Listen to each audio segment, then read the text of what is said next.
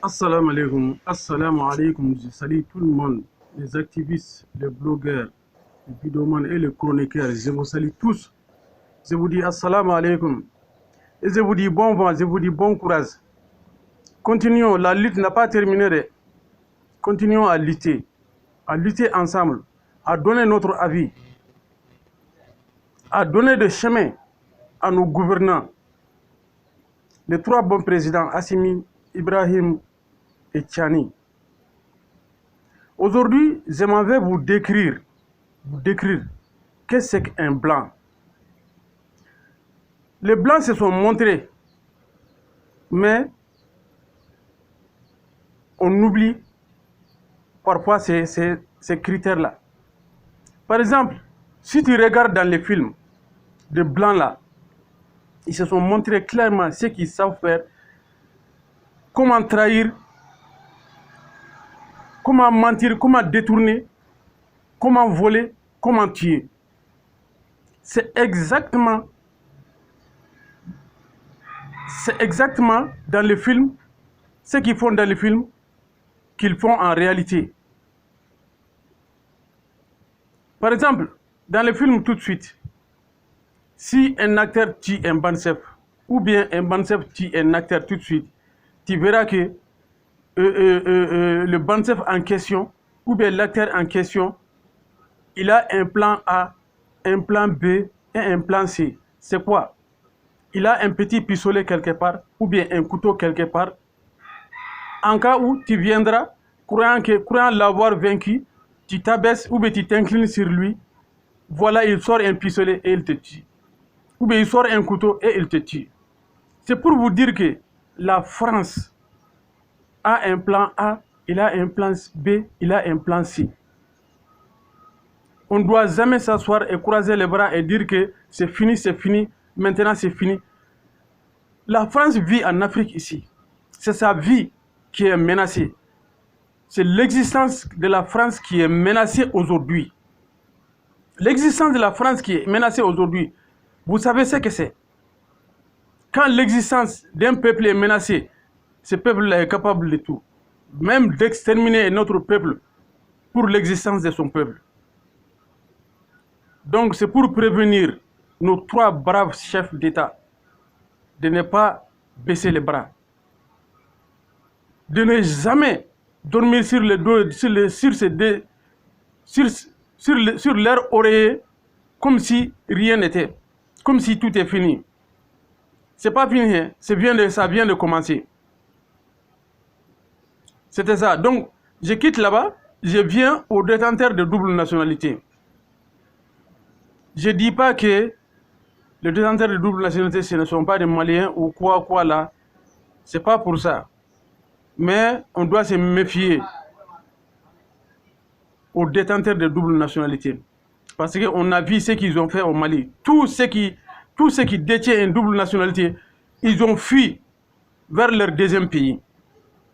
On ne peut pas les faire revenir. On ne peut pas lancer un mandat contre eux parce qu'ils sont de ces pays-là. Ils ont la nationalité de ces pays-là.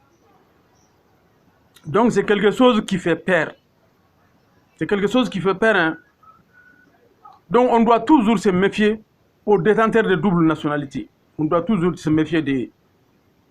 Ne jamais leur faire confiance. Leur donner une poste, une responsabilité au Mali ici là. On doit faire attention. On doit faire attention aux détenteurs de double nationalité. Vraiment, je préviens le gouvernement, les trois gouvernements, Niger, Burkina, Mali. Faites attention aux détenteurs de double nationalité. Ce sont des criquets pèlerins. Tu les vois ici aujourd'hui, le lendemain tu les vois ailleurs. Donc on doit se méfier d'eux. Bon, autre chose. Je veux parler un peu de certains présidents de la CEDEAO. Alassane Ouattara, Tinubu, Patrice Talon, Macky Sall. Je veux vous dire que vous faites des jeux dangereux. Très très dangereux. Vous ne savez pas ce que vous faites. En fait, on ne s'amuse pas avec ces testicules. C'est ce que vous faites. Vous êtes en train de vous amuser avec vos testicules. vous risquez de casser vos testicules. La France ne vaut rien dans la balance aujourd'hui. La France ne vaut rien. Vous continuez à suivre la France. Ça se compare à s'amuser à son testicule. Bon, vous êtes en train de vous amuser avec vos testicules. Si vous n'arrêtez pas, vous allez casser vos testicules. C'est moi qui vous dis ça. Même si vous m'arrêtez devant vous, je vais vous dire ça. Vous êtes en train de vous amuser avec vos testicules. Arrêtez ça. Arrêtez, laissez tomber la France. Venez avec nous, laissez tomber la France, venez avec nous. C'est ce que nous vous demandons. Nous sommes tous les mêmes, nous sommes de l'Afrique. La France ne s'occupe que de sa population. Il ne lutte que pour sa population. Qu'est-ce qui vous empêche, vous, de lutter pour votre population? De lutter pour le bien de votre population? Qu'est-ce qui vous empêche de faire ça? Qu'est-ce qui vous empêche de faire ça? S'il s'agit de l'esclavage, l'esclavage là c'est fini. Enlevez ça dans votre tête.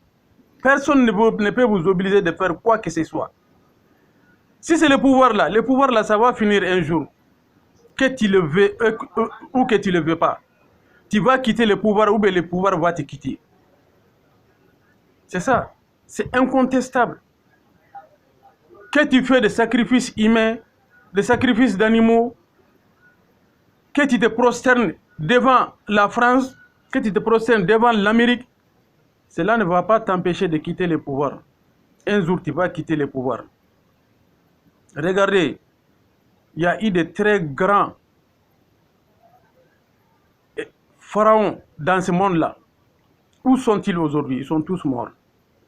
Il y a eu de très grands présidents, des empereurs. Mais vous n'êtes pas des empereurs, vous n'êtes même pas des présidents.